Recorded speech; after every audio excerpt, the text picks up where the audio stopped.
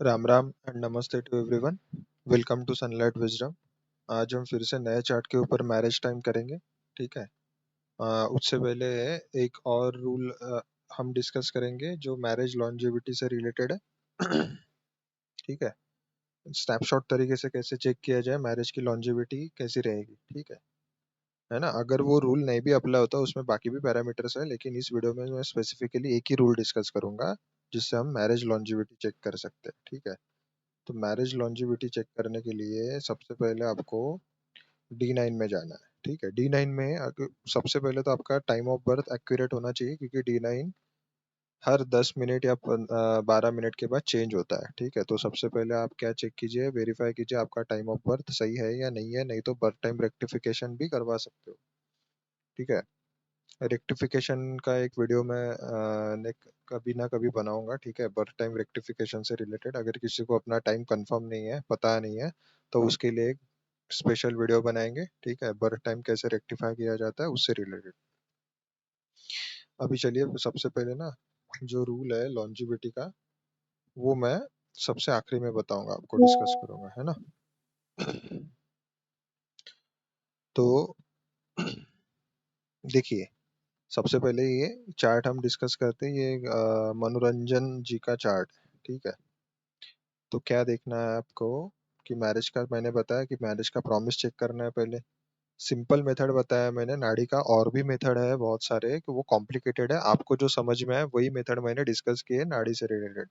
सारे पार्ट में मैंने नाड़ी के ही रूल यूज किए। प्रॉमिस ऑफ मैरिज कैसे चेक करना है उसमें बाकी भी रूल है, अप्लाई किए जाते हैं, देखे जाते हैं। ठीक है। उसमें एक और रूल डिस्कस किया था मैंने, सन और विनस के बीच में ज्यादा डिस्टेंस नहीं होना चाहिए, 45 डिग्री से ज्यादा डिस्टेंस नहीं होना चाहिए। ठीक है। या उसको डायरेक्टली अगर आपको डिग्री वाइज नहीं पता तो इन जनरल सन से 2 घर पीछे नहीं होना चाहिए विनस, या 2 घर आगे नहीं होना चाहिए विनस। ठीक है। यानी यहाँ पे अगर सन है किसी का तो यहाँ पे विनस नहीं होना चाहिए, अगर यहाँ पे सन है तो 6th हाउस में विनस नहीं होना चाहिए, बस इतना याद रखें। ठीक है। तो वो थोड़े बहुत चैलेंजेस दे सकता है। एक ये रूल है, वो मैं वही रूल डिस्कस करता हूँ जो आपके समझ में है ना। ज्यादा और भी रूल है देखे जाते हैं, लेकिन वो थोड़े कॉम्प्लिकेटेड है, उसमें कैलकुलेशन इन्वॉल्व है, इसलिए मैं वो डिस्कस नहीं कर रहा हूँ। आगे जाके अगर आप ये रूल जितना ज्यादा आपके दिमाग में फिट हो जाए तो फिर कहीं आगे नेक्स्ट वीडियो में कभी ना कभी वो भी रूल डिस्कस करेंगे। ठीक है। अभी सबसे पहले मैरिज का प्रॉमिस है क्या, जुपिटर से। अभी मेल का चार्ट है तो जुपिटर से वीनस देखना है कहाँ पे है। तो जुपिटर से वीनस फोर्थ में आता है, लेकिन इनका जुपिटर रेट्रोग्रेड है, तो रेट्रोग्रेड जुपिटर तो देखने की जरूरत नहीं है। तो रेट्रोग्रेड जुपिटर है तो मैरिज का प्रॉमिस वैसे ही है, लेकिन मैंने बताया था हर वीडियो में बताया, रेट्रोग्रेड जुपिटर अगर है तो वो डिले दे सकता है मैरिज। ऐसा नहीं अकेला अगर दिख गया आपको रेट्रोग्रेड जुपिटर तो डिले देगा, उसमें बाकी भी इसीलिए डिले बोला जाता है रेट्रोग्रेड जुपिटर, क्योंकि बाकी कॉम्बिनेशन भी उसमें दिख जाएंगे। जैसे इनके केस में अगर देखोगे, मैंने जो अभी बताया कि जो जुपिटर रेट्रोग्रेड डिले देता है तो उसका रीजन क्या है, बाकी भी कॉम्बिनेशन देखिए। सैटर्न का थर्ड एस्पेक्ट 7th हाउस पे है। इन जनरल सैटर्न का थर्ड एस्पेक्ट थोड़े चैलेंजेस लाता है। ठीक है। तो वो थर्ड एस्पेक्ट 7th हाउस पे, 7th हाउस मैरिज का है। ऊपर से जो वीनस है मेल के चार्ट में वाइफ को रिप्रेजेंट करता है, स्पाउस को रिप्रेजेंट करता है, इन जनरल मैरिज का सिग्निफिकेटर है, उसमें भी सैटर्न का थर्ड एस्पेक्ट है। ठीक है। तो थर्ड एस्पेक्ट हमेशा चैलेंजेस देता है। अभी सैटर्न का थर्ड एस्पेक्ट 7th हाउस पे तो हमेशा थोड़ी बहुत चैलेंजेस दे सकता है रिलेशनशिप या मैरिज में, चाहे वो कॉन्फ्लिक्ट हो। ठीक है। डिफरेंस ऑफ ओपिनियन हो। मार्स है तो मार्स क्या दिखाता है, पॉजिटिवनेस दिखाता है, ओवर पॉजिटिव हो सकता है इंसान एट टाइम्स, कॉन्फ्लिक्टिंग नेचर हो सकता है, कभी कभी वर्बल अब्यूज हो सकता है। वर्बल यानी जेमिनी साइन है ना, तो मार्स कॉन्फ्लिक्ट को दिखाता है, तो बोलने की वजह से कभी कभी कम्युनिकेशन रफ होता होगा एट टाइम्स। या फिर डोमिनेटिंग बिहेवियर हो सकता है एट टाइम्स, ये पार्टनर को डोमिनेट कर सकते हैं कभी कभी। ठीक है। कोई ना किसी रिलेटेड इनसिक्योरिटी दे सकता है मार्स यहाँ पे। मार्स वीनस ओवर पैशनेट बनाता जरूर है, कुछ केसेस में अच्छा रिलेशन है, वैसे इंसान लॉयल रहता है। मार्स जिसका भी 7th हाउस में ना, वैसे लोग खराब मानते हैं, मांगलिक मानते हैं, क्योंकि मार्स 7th हाउस का मार्स मरण कारक स्थान देखा जाता है मार्स के लिए। तो वो इसीलिए अच्छा नहीं माना जाता, इसलिए मांगलिक की शादी मांगलिक से ही की जाती है ना, तो वो उसकी एनर्जी झेल पाता है दोनों। अगर नॉन मांगलिक से की जाए तो वो इंसान उसका वो इंटेंसिटी झेल ही नहीं पाएगा, एक तो उसकी तबीयत खराब हो जाएगी, या फिर वो उतना बीमार, वैसे ही वो थोड़ा एनर्जी लेस फील करता है नॉन मांगलिक, यानी अगर मांगलिक के साथ शादी हुई तो वो एनर्जी मैच नहीं हो पाती। तो इसलिए मांगलिक की शादी मांगलिक से ही होनी चाहिए, इसलिए वो बोला गया है। तो जैसे इनका केस में सेवेंथ हाउस में मार्स है, तो मार्स क्या है, मार्स सेनापति है, प्रोटेक्टर है, तो वो ओवर प्रोटेक्टिव नेचर दे देता है। और वीनस के साथ है ऊपर से, स्पाउस को रिप्रेजेंट करता है, तो एक क्या हो गया, ये बॉडीगार्ड टाइप का रिलेशन, इसे जने स्पाउस को हमेशा 24/7 एक ओवर प्रोटेक्टिवनेस होना, ठीक है, थोड़ी बहुत सेल्फ डाउट दे सकता है, यहाँ पे इनसिक्योरिटी दे सकता है रिलेशनशिप में थोड़ी बहुत। तो उसकी वजह से थोड़ी चैलेंजेस जरूर आते हैं कभी कभी, और उसकी वजह से झगड़े भी होते होंगे कभी कभी, है ना। अभी जैसे जुपिटर यहाँ पे है तो एक्टिवेशन में है ना, तो आपका जून 2025 से एक्टिवेशन में है, आपकी एज 27 है। तो अभी इच्छा भी हो रही होगी कि शादी हो जाए, अभी शादी करना सही रहेगा या नहीं रहेगा। लेकिन एट टाइम्स आपके दिमाग में बिजनेस का भी आ सकता है, कुछ करना है करियर में भी कुछ करना है, या फिर सेवेंथ हाउस बिजनेस का है तो बिजनेस या खुद का कुछ काम कर सकता हूँ या नहीं कर सकता हूँ, वो भी आ रहा होगा। ठीक है, ये सारी चीजें दिखती है यहाँ से। इन जनरल खराब नहीं है। उल्टा क्या होता है, मार्स सेवेंथ हाउस में इंसान बहुत एक्सट्रीम लॉयल रहता है पार्टनर को लेकर। ठीक है, बोलेगा भले ही कि थोड़ा बहुत मैनिपुलेशन यूज भले ही करेगा, कुछ बोल देगा गुस्से में, लेकिन वो अंदर से बहुत लॉयल रहता है। ऐसा इंसान जिसका भी मार्स सेवेंथ हाउस में है ना, वो बहुत एक्सट्रीम लॉयल बनाता है किसी को भी। तो कुछ केसेस में अच्छा है, कुछ केसेस में बस इतना खराब है कि ओवर पॉजेसिव हो जाता है इंसान, तो थोड़ा निग्लेक्ट होती है बाकी चीजें, बाकी चीजों की तरफ पर्सनल लाइफ और प्रोफेशनल लाइफ में इम्बैलेंस करवा सकता है। ठीक है, तो वो चीज है, बाकी कोई नहीं है। अभी जैसे देखिए इनका प्रॉमिस तो है रेट्रोग्रेड जुपिटर। अब जो मैंने बताया कि सैटर्न का थर्ड एस्पेक्ट भी है वीनस और सेवेंथ हाउस में, तो वो एक वन ऑफ द कॉम्बिनेशन है डीले का। ठीक है, ये भी दिख गया। सेवेंथ लॉर्ड नाइन्थ में है, सेवेंथ लॉर्ड मर्क्यूरी नाइन्थ में है, ऊपर से राहु के साथ बैठा है। और सेवेंथ लॉर्ड मर्क्यूरी मून के साथ, जो कि एट लॉर्ड भी है। तो ये दिख रहा है ना एफ्लिक्शन।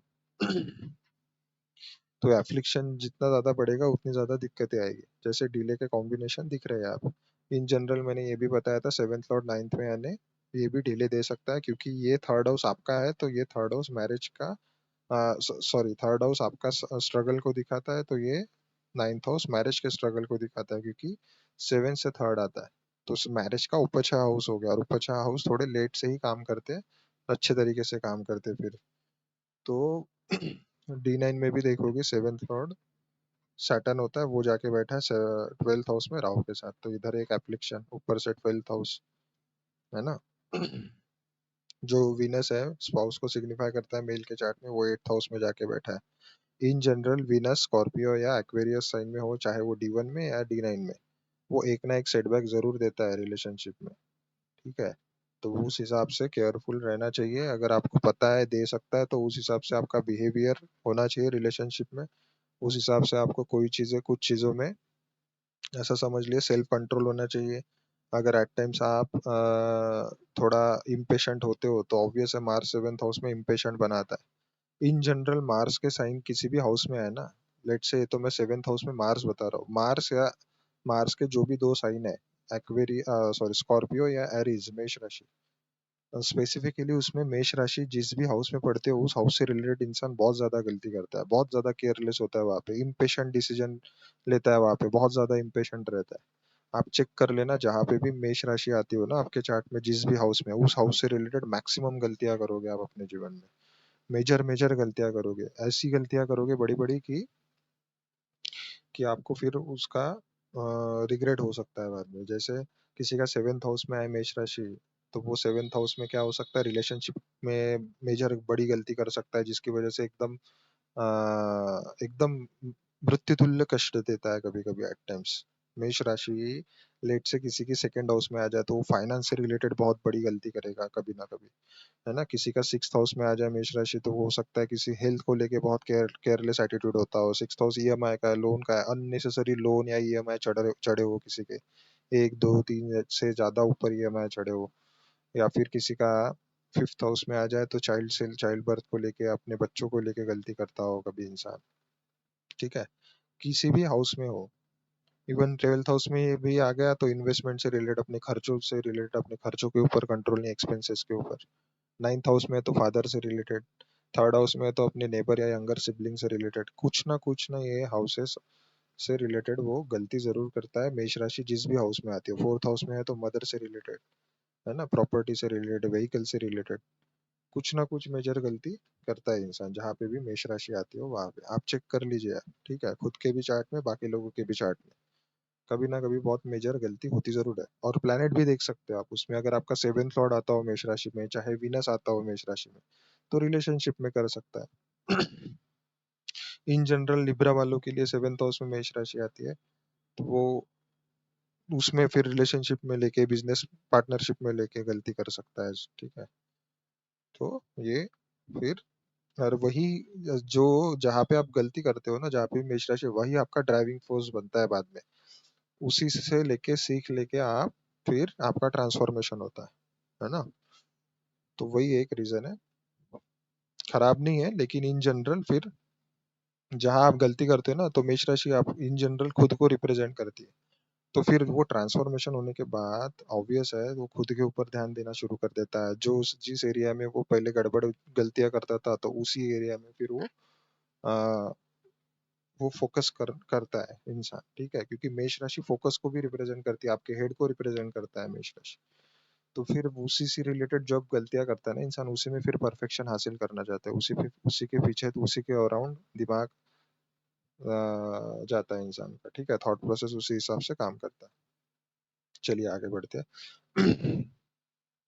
अब मैरिज को टाइम करने के लिए सबसे पहले तो हमने देख लिया कि डिले के कॉम्बिनेशन है तो सही, ठीक है ना, डिले के कॉम्बिनेशन है, तो वो इनकी एज अभी 27 है ना। तो हम पहले तो देखना है D9 में सन जिस राशि में, उसको हम 24 कंसिडर करते हैं एज। तो यहाँ से काउंट कीजिए, 24, 25, 26, 27, यहाँ पे अभी सेवेंथ हाउस इनका ऑलरेडी एक्टिव है। यहाँ पे कैप्रिकॉन है, वो भी करियर को रिप्रेजेंट करता है, उसका डिस्पोजिटर 12th हाउस में राहु के साथ बैठा है। तो ये सारी चीजें कनेक्ट करनी है। तो 27 की एज में ऑलरेडी सेवेंथ हाउस एक्टिव है, तो ऑब्वियस है इसमें भी मैरिज दे सकता था, अगर ये कॉम्बिनेशन डिले वाले नहीं होते तो। लेकिन पॉसिबल है क्या? बोलने को तो है, अगर इनसे, अगर आपने उतने अपने ऊपर कॉन्शियस एफर्ट्स लिए हैं, उतना आप अपने थॉट प्रोसेस आपका उतना मैच्योर्ड है, तो कुछ भी पॉसिबल है, ठीक है। एंड देखिए, अगर यहाँ पे 27 की एज में वैसे होना तो मुश्किल है। यहाँ पे करियर से रिलेटेड इवेंट ज्यादा मेजर हो सकते हैं आपके मन में, आपके थॉट प्रोसेस में भले ही आ रहा होगा कि मैरिज होनी चाहिए, लेकिन करियर से रिलेटेड यहाँ पे प्रोमिनेंट इवेंट दिख रहा है ना। उसके बाद भी 28 में वीनस एक्टिव होता है, यहाँ पे भी पॉसिबल हो सकता है, लेकिन मैंने जैसे बताया इतना इजी नहीं है, ठीक है, क्योंकि डिले के कॉम्बिनेशन है, और यूजुअली बेल के केस में 30 या 30 के अबव ही काम करता है।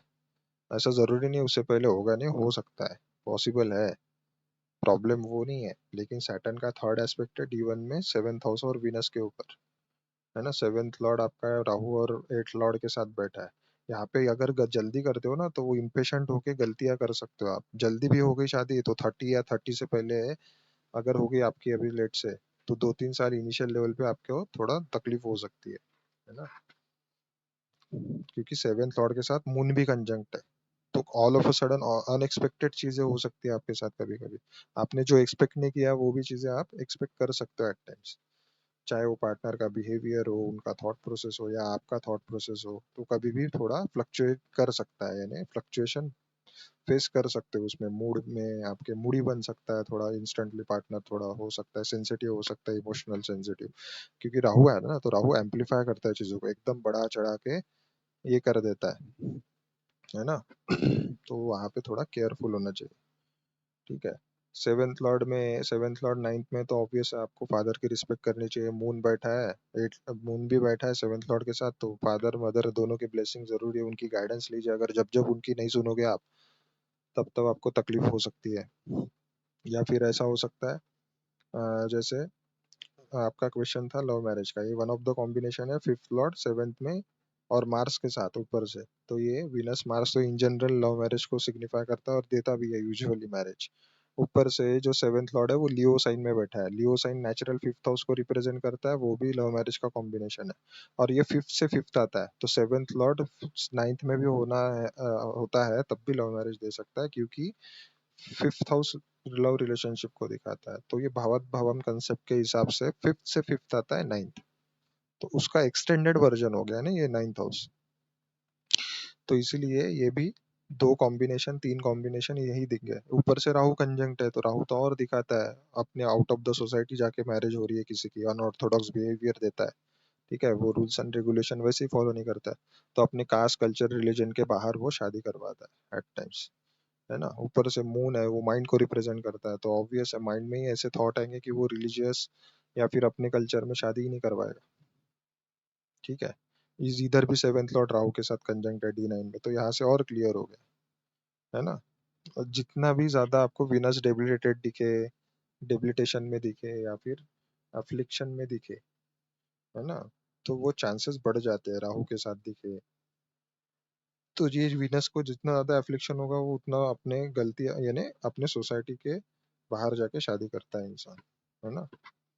तो एक रूल हो गया। एक रूल से कंफर्म नहीं करना है, यहाँ पे मल्टीपल रूल हम चेक कर रहे हैं तभी जाके हम कंफर्मेशन दे सकते हैं। तो इस केस में एक से ज्यादा रूल फिट बैठ रहा है ना, तो इसलिए वो पॉसिबिलिटी दे सकता है ना। अभी देखिए यहाँ पे, तो अभी इस एज में पॉसिबल नहीं है 27 की एज में, तो आगे कब और चांस है देखिए, 28 में था तो यहाँ पे भी थोड़े कम चांसेस है ना। 28, 28, 29, 30, 31 की एज में आपका मर्क्यूरी जो सेवेंथ लॉर्ड भी है D1 का, है ना, D1 का सेवेंथ लॉर्ड भी है, तो वो 31 की एज में एक्टिव हो रहा है। तो 30 या 31 यहाँ पे अगर नहीं हुई तो 32, 33, तो 31 या 33 की एज में आपकी मैरिज पॉसिबल है। उससे पहले भी हो सकती है, ऐसा नहीं है नहीं हो सकती है। यहाँ पे देखिए जैसे 27 की एज में ये ऑलरेडी हाउस एक्टिवेटेड है, लेकिन प्रॉब्लम क्या है ना, उस इन जनरल 30 से पहले अगर शादी हुई तो इनिशियल ईयर्स में कॉम्प्रोमाइज करना पड़ सकता है, बहुत सारी चीजों को लेकर रिग्रेट दे सकता है, ठीक है। क्योंकि जैसे मैंने बताया जहाँ पे भी मेष राशि आती है वहां पे इंसान इम्पेशेंट होकर गलत डिसीजन लेने के चांसेस बढ़ जाते हैं। ऊपर से आपका सैटर्न डिप्लीटेशन में है यहाँ पे फिफ्थ हाउस में, तो ये क्या करवा सकता है, जैसे मैंने बताया मेष राशि जहाँ पे आती है वो गलतियां करता है, तो आप लव रिलेशनशिप में आके इम्पेशेंट होके एट टाइम्स कभी ना कभी थोड़ा बहुत आपको अभी तो नहीं लगेगा लेकिन बाद में ऐसा रिग्रेट हो सकता है, तो इसलिए थोड़ा सोच समझ के डिसीजन लीजिए, ठीक है।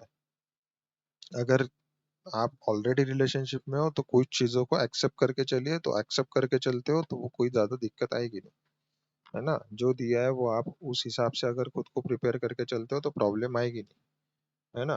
तो आपका डिसीजन था, आपने सोचा, आप रिलेशनशिप में आए तो आपने कॉन्शियस एफर्ट्स लिए, तो उसको जो भी एफर्ट्स लिए उसको रिग्रेट ना करके उसको एक्सेप्ट करो, और जो उसके जो भी सॉल्यूशन आप देख सकते हो तो सॉल्यूशन ओरिएंटेड बनो, और जो भी फ्लॉज है, ठीक है, चाहे वो प्लस है चाहे निगेटिव है, तो निगेटिव्स भी आप खुशी खुशी एक्सेप्ट करो उसको, with time proper consistent basis पे, खुद को भी और अपने पार्टनर को भी। तो proper knowledge guidance, proper activity में इन्वॉल्व होना।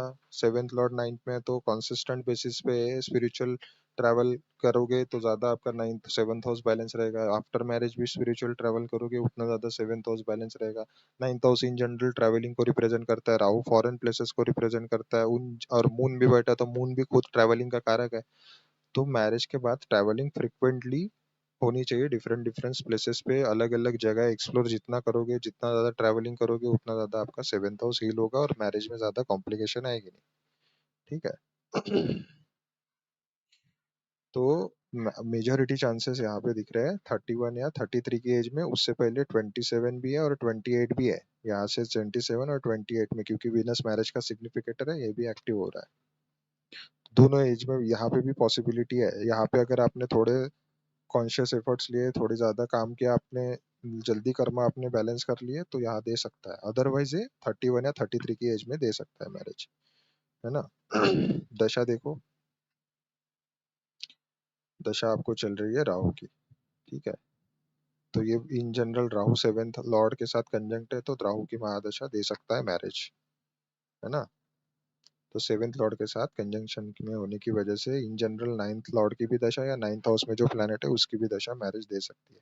तो दशा का तो कोई प्रॉब्लम नहीं है, राहु की दशा ऐसा जरूरी नहीं है, जैसे 5th नंबर की दशा है तो हाँ थोड़ा बहुत तो आपको हिडन एनिमीज थोड़े फेस करने पड़ सकते हैं इस दशा में, क्योंकि प्रत्यरी दशा हम बोलते हैं नवतारा के चक्र के हिसाब से। तो 5th नंबर की दशा ऐसा नहीं कि खराब ही जाती है, इन जनरल देखा गया है कि थोड़े उतार चढ़ाव आते हैं, है ना।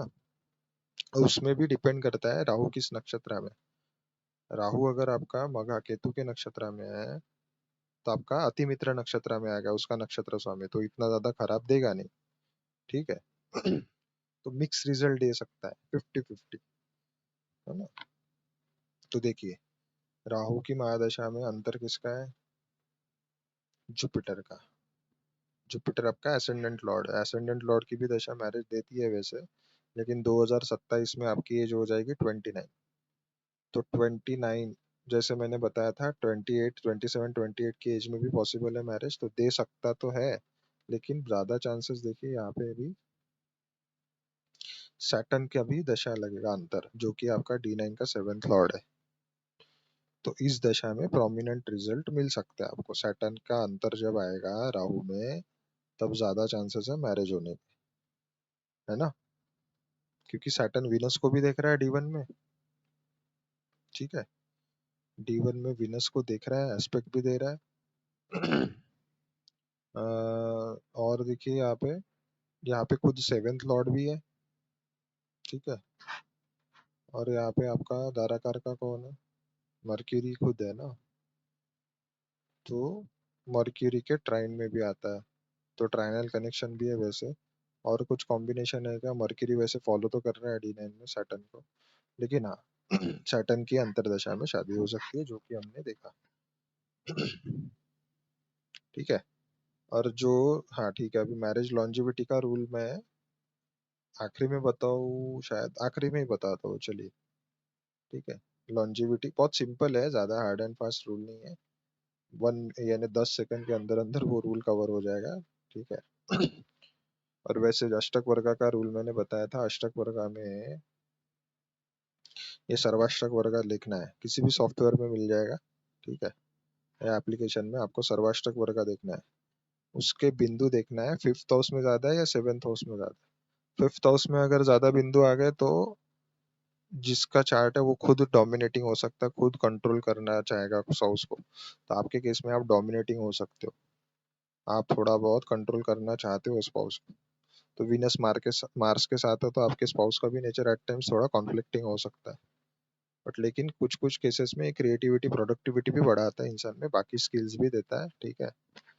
वैसे तो अच्छा है मार्स, लोग खराब बोलते हैं, लेकिन इन जनरल मार्स वो फिल्मी टाइप वो पैर देता है। जैसे वो रिलेशनशिप है ना, मूवीज में वगैरह दिखाते हैं, जैसे कबीर सिंह मूवी आई थी, तो थोड़ा फिल्मी टाइप हो जाता है, ऐसा लगता है कि फिल्मी दुनिया में ही है ना। तो थोड़ा वो थोड़ा बैलेंस होना जरूरी है अब, है ना। यहाँ पे आपने हर प्रदोष के टाइम पे पूजा करनी चाहिए। प्रदोष जब भी आता है तो उस टाइम पे ड्यूरेशन में मंदिर जाइए शिव शक्ति के, ठीक है।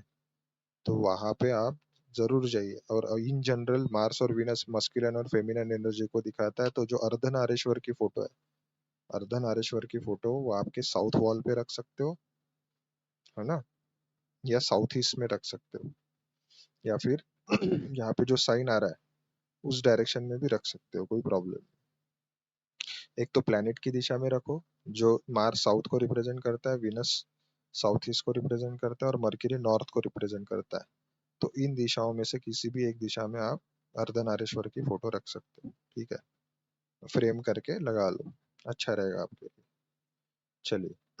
या फिर अपने रूम में ही उस डायरेक्शन में लगा सकते हो।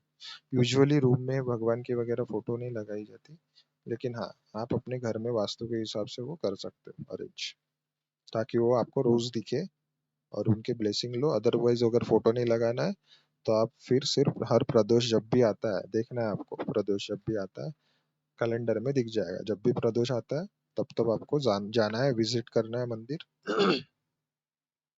एक जनेऊ चढ़ाना है, ठीक है। और एक दूध का पैकेट वहां रखना है थोड़ी देर, फिर वही दूध का पैकेट किसी भूखे को, यानी या कुत्तों को हो गया या फिर कोई भी दिख जाए उनको दे देना है, ठीक है। चलिए पहले सबसे पहले उसका इतना भी करोगे ना तो बहुत मोर देन सफिशिएंट है। और ना सेवेंथ लॉर्ड नाइन्थ में है ना, तो ninth house long distance travel को दिखाता है। नई नई जगह एक्सप्लोर कीजिए, ट्रैवल कीजिए, स्पिरिचुअल ट्रैवल कीजिए। नाइन्थ हाउस टेम्पल को दिखाता है, टेम्पल विजिट कीजिए, है ना। अलग अलग रिलीजियस टेम्पल विजिट विजिट कीजिए, क्योंकि राहु अदर रिलीजन को रिप्रेजेंट करता है। तो ऐसा जरूरी नहीं है कि सिर्फ आप जिस रिलीजन से बिलोंग करते हो उसी टेम्पल में जाओ। चाहे तो आप अलग अलग रिलीजियन प्लेस को जाके उधर की जो भी ट्रेडिशनल जो भी टेम्पल है वो उस ट्रेडिशन को एक्सप्लोर करो। ठीक है, नाइन्थ हाउस ट्रेडिशन को भी रिप्रेजेंट करता है, तो राहु अदर कास्ट कल्चर है ना, तो आप उधर जाइए, अलग अलग ट्रेडिशन को एक्सप्लोर कीजिए। जैसे बुद्धिज्म हो गया, जैनिज्म हो गया, सिखिज्म हो गया, हर रिलीजन के बारे में सीखिए, उधर घूमिए, ट्रैवल कीजिए। उतने ही आपके लिए सेवेंथ हाउस उतना अच्छा काम करेगा। और ये जब मैरिज हो जाए तब भी ये सारी चीजें आप कर सकते हो। ठीक है। चलिए नेक्स्ट चार्ट पे चलते हैं। भी लेते हैं नोमान जी का चार्ट। दो। अब इनका क्वेश्चन देखिए क्या है। हेलो, हाँ देखिए। इनका क्वेश्चन क्या था? शादी में मुश्किलात हो रही है ना। जनवरी 2022 में मंगनी हुई थी इनकी, ठीक है, तो ये टूट गई थी। तो अभी जुलाई 2025 से अक्टूबर से तक रिश्ते आ रहे हैं इनके, ठीक है। तो इनको समझ में नहीं आ रहा कब होगी शादी इनकी, ठीक है, क्वेश्चन है इनका। अभी जैसे है ना, इसका भी रीजन पता दिख जाएगा। अभी जनवरी 2022 में मंगनी हुई थी, अप्रैल तक टूट गई थी इनकी, ठीक है, 2022 में।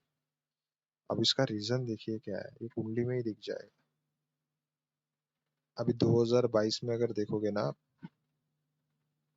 2022 में जो ट्रांजिट था, 2022 में स्पेसिफिकली अगर देखोगे तो इनका सैटर्न सैटर्न यूजुअली यहाँ पे ट्रांजिट कर रहा था। कहाँ, कौन सा टाइम फ्रेम बताया इन्होंने? जनवरी 2022 में हुई थी, अप्रैल मई में टूट गई, ठीक है। अप्रैल मई के करीब करीब सैटर्न एक्वेरियस में आ गया था शायद तब। हम ट्रांजिट लगा के देखते हैं, 2022 अप्रैल,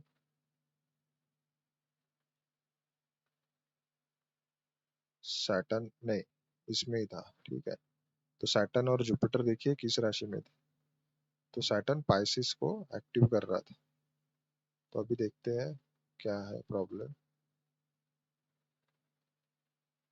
इसका लॉर्ड जुपिटर। हाँ, उस टाइम पे ना देखोगे आप, राहु मार्स के ऊपर ट्रांजिट कर रहा था, जो कि आपका सिक्स लॉर्ड है, ठीक है। राहु देखिए मेष राशि में तब ट्रांजिट कर रहा था, ठीक है। अब नेटल चार्ट पे जाते हैं। अब देखिए आपका सिक्स लॉर्ड मार्स है उस ड्यूरेशन, और राहु सडन इवेंट देता है। राहु चीटिंग को भी रिप्रेजेंट करता है, राहु ब्रेक को भी रिप्रेजेंट करता है, ऑब्स्टेकल को रिप्रेजेंट करता है। आपका सिक्स लॉर्ड तो वैसे भी सेपरेशन की एनर्जी है ना। तो सिक्स हाउस इसलिए क्योंकि सेवन से ट्वेल्थ आता है, हर हाउस से सेवन ट्वेल्थ हाउस उसका लॉस है। तो ये सेवेंथ हाउस मैरिज का है, पार्टनर का है, तो उसके उससे ट्वेल्थ हाउस उसके लॉस को रिप्रेजेंट करता है। तो ये क्या हुआ, तब वो सिक्स लॉर्ड के ऊपर ट्रांजिट कर रहा था, है ना। सिक्स लॉर्ड के ऊपर मार्स। इन जनरल यहाँ पे ना आपको एंगर इशू, फ्रस्ट्रेशन, इरिटेशन बहुत ज्यादा हुई होगी। आपका खुद का थॉट प्रोसेस है, आपको खुद को भी एंगर इश्यूज से बहुत ज्यादा डील करना पड़ा था उस ड्यूरेशन में, ठीक है। तो ये ट्रांजिट तो वैसे भी आपके लिए इन जनरल वो सेपरेशन देना ही था इसको। अभी आप जो बोल रहे हो जनवरी 2000 सॉरी 2025 में भी रिश्ते आ रहे हैं आपको जुलाई से, उसका रीजन है जून 2025 से आपका सेवेंथ हाउस इन्फ्लुएंस है सजिटेरियस, इसमें फिर से राहु है। तो जून 2025 से सैटर्न और जुपिटर, सैटर्न यहाँ पे ट्रांजिट कर रहा है अभी पाइसेस में, तो यहाँ से टेंथ एस्पेक्ट इसका सेवेंथ हाउस पे है, और जुपिटर ये फर्स्ट हाउस में ट्रांजिट कर रहा है, तो यहाँ से उसका सेवेंथ एस्पेक्ट सेवेंथ हाउस। इसीलिए ये फिर से हाउस एक्टिवेट है, सेवेंथ हाउस मैरिज का होने की वजह से जून 2025 से ये एक्टिव है। इसलिए आपको वो मैरिज के प्रपोजल आ रहे हैं। और यहाँ पे अगर एक्टिवेशन में देखोगे मई, जून, जुलाई, जुलाई से आ रहे हैं ना, तो सन यहाँ पे ट्रांजिट कर रहा था जुलाई में, जो कि वीनस है। वीनस खुद स्पाउस और मैरिज को रिप्रेजेंट करता है, और इसीलिए आपको जुलाई मंथ में सन जब भी आपको पता चल गया हाउस एक्टिवेटेड है, तो जब भी सन का ट्रांजिट यहाँ पे होगा, वीनस के ऊपर होगा, तब तब आपको मैरिज की प्रपोजल आएगी। जब भी सन का ट्रांजिट सेवेंथ हाउस को एक्टिव करे या फर्स्ट हाउस को एक्टिव करे, इन जनरल सेवेंथ हाउस या वीनस या सेवेंथ लॉर्ड को देखे, तब तब ये बढ़ जाएंगे कॉम्बिनेशन। अभी फिर से अगर देखोगे ना आप, अभी सन यहाँ पे ट्रांजिट खुद कर रहा है सेवेंथ हाउस में। लेकिन पहले तो देखिए, सबसे पहले मैरिज का, अर्ली मैरिज है या डिले मैरिज है। ऑलरेडी आपकी एज देखिए क्या है। आपकी अगर एज देखते हो आप, 92 का बर्थ है, 92 बॉर्न हो ना, तो आपकी एज कितनी हो गई अभी? 33। ठीक है, 33 के ऑलरेडी हो गए हो आप, तो डिले मैरिज तो वैसे ही है आपके केस में। तो वो कॉम्बिनेशन भी दिख जाएंगे। कैसे दिख जाएंगे? जैसे आपका सैटर्न रेट्रोग्रेड होके यहाँ पे इन्फ्लुएंस दे रहा है राहु के साथ, फिर कंजंक्शन में भी माना जाएगा। और इन जनरल सैटर्न राहु का कॉम्बिनेशन कुछ केसेस में अच्छा है तो कुछ केसेस में खराब भी है। ठीक है, ये इस केसेस में अगर आप ऑलरेडी अपने घर से दूर रहते हो तो ये ज्यादा प्रॉब्लम नहीं देगा। लेकिन यहाँ पे सैटर्न रेट्रोग्रेड होने की वजह से एक कॉम्बिनेशन मिल गया। ठीक है, और यहाँ पे देखिए सेवेंथ लॉर्ड जुपिटर, इसमें इतनी ज्यादा खराबी नहीं है। लेकिन हाँ, सेवेंथ लॉर्ड जुपिटर को अगर आप देखोगे कि इसके सैटर्न रेट्रोग्रेड होने की वजह से उसके ट्राइन में आएगा, तो ये ट्राइन के भी कनेक्शन हम कंजंक्शन के ही जैसे कंसिडर करते हैं नाड़ी एस्ट्रोलॉजी के अकॉर्डिंग, है ना। और यहाँ पे देखोगे सेवेंथ लॉर्ड जुपिटर यहाँ पे अफ्लिक्टेड है क्या? नहीं है, ज्यादा तो नहीं है। वीनस देखिए कैंसर साइन में, यहाँ पे भी ज्यादा एफ्लिक्शन है। इधर सैटर्न रेट्रोग्रेड होके वीनस को एक्टिव भले ही कर रहा है। और देखिए क्या है, सेवेंथ लॉर्ड डी1 का भी जुपिटर है, इधर का भी जुपिटर है, तो दोनों वर्गोत्तम वर्गोत्तम लग्न हो गया आपका। डी1 और डी9 का एक ही असेंडेंट है, इसकी वजह से ज्यादा मेजर तो एफ्लिक्शन नहीं है एज सच। लेकिन एक कॉम्बिनेशन है सिर्फ। अब इस केस में और भी होना चाहिए। जैसे 2 मिनट रुकिए। हाँ, वीनस को सैटर्न दिख रहा है ना डी1 में, और वीनस मेल के केस में स्पाउस को रिप्रेजेंट करता है। मैरिज का तो है ही सिग्निफिकेटर, सैटर्न यहाँ से वीनस को भी देख रहा है। तो ये इसीलिए डिले, और राहु केतु का एक्सिस भी है ना डी1 के फर्स्ट हाउस में। तो ये सारी चीजें है, इसीलिए डिले हो रहा है। अब देखिए उसका रीजन है, वैसे तो होनी चाहिए। अभी देखिए 33 की एज में 31, 32, 33 आपका ये 10th हाउस अभी एक्टिव है। तो जुपिटर अभी इधर है तो सेवेंथ हाउस को देख रहा है, वैसे मैरिज के योग तो है। डी9 में आइए, 24, 25, 26, 27, 28, 29, 30, 31। 31 की एज में भी पॉसिबिलिटी थी वैसे, 32, 33। तो 33 की एज में देखिए, हाँ 33 की एज में सैटर्न एक्टिव है। तो यहाँ पे करियर से रिलेटेड या लोकेशन चेंज होना या फिर long distance travel, in general Aquarius sign 9th house Saturn को देख रहा है, इसीलिए करियर से रिलेटेड या जॉब से रिलेटेड जो भी आप काम करते हो, है ना। थर्ड हाउस भी है, तो थर्ड हाउस कुछ नई चीजों को दिखाता है, न्यू बिगिनिंग को दिखाता है, करियर में नई शुरुआत इसको भी दिखाता है। और यहाँ पे जब आएगा 34 की एज में जुपिटर एक्टिव हो रहा है, जो कि आपके डी9 का भी सेवेंथ लॉर्ड है और डी1 का भी सेवेंथ लॉर्ड है। तो यहाँ पे दोनों कॉमन है, और यहाँ पे मेजोरिटी चांसेस बढ़ जाएंगे। ठीक है, यहाँ पे मेजोरिटी चांसेस इसलिए बढ़ जाएंगे क्योंकि मून जो विनस का डिस्पोजिटर है वो भी एक्टिव हो रहा है, और दोनों केस में आपका विनस मून के ही साइन में है।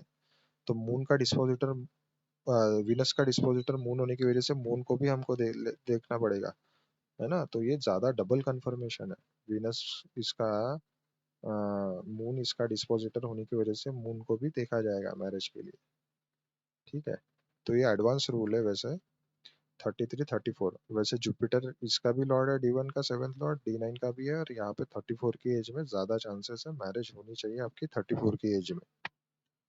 ठीक है, दशा को भी लगा के देखिए, दशा कौन सी आपको सैटर्न की दशा है। तो सैटर्न की दशा है तो सैटर्न आपका 9th लॉर्ड है, तो 9th लॉर्ड की भी दशा चाहिए, है ना। आप देखिए इन जनरल तीसरी दशा जो है ना, मैंने हर वीडियो में बताया, तीसरी दशा जो है वो थोड़े बहुत चैलेंजेस लाती है।